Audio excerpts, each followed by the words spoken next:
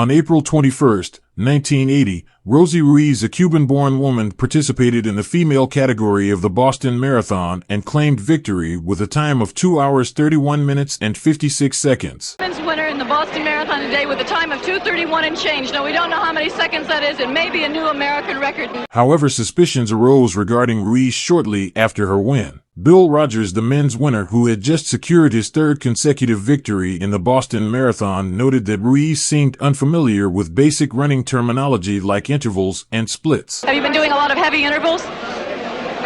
Someone else asked me that. I'm not sure what intervals are.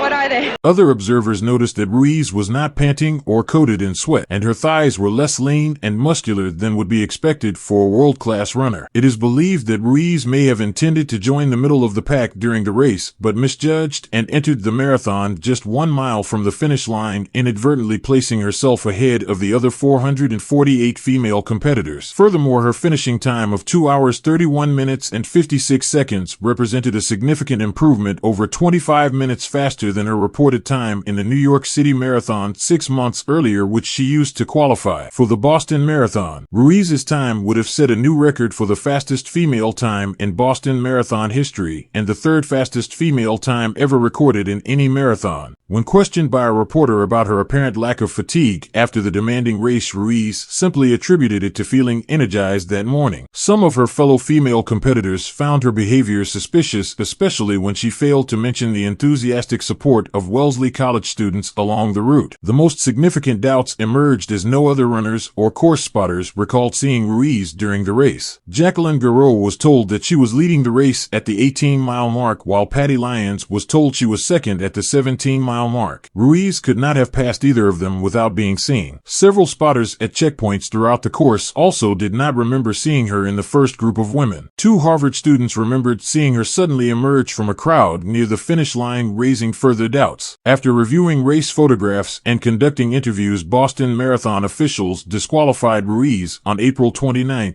1980, and declared Jacqueline Garreau of Canada as the rightful women's division champion with a time of 2 hours 34 minutes and 28 seconds, and Patty Lyons was elevated to second place, setting a new American women's marathon record at the time with a time of 2 hours 35 minutes and 8 seconds. A freelance photographer, Susan Morrow, also came forward stating that she had met Ruiz at the subway during the New York City Marathon. According to Morrow, she met Ruiz on the subway, and together they walked a distance to the finishing area where Ruiz identified herself as an injured runner. She was escorted to a first aid station, and volunteers marked her down as having completed the marathon, thus qualifying her for the Boston Marathon. Subsequent investigations by New York City Marathon officials led to Ruiz's disqualification from the 1979 on April 25th that year.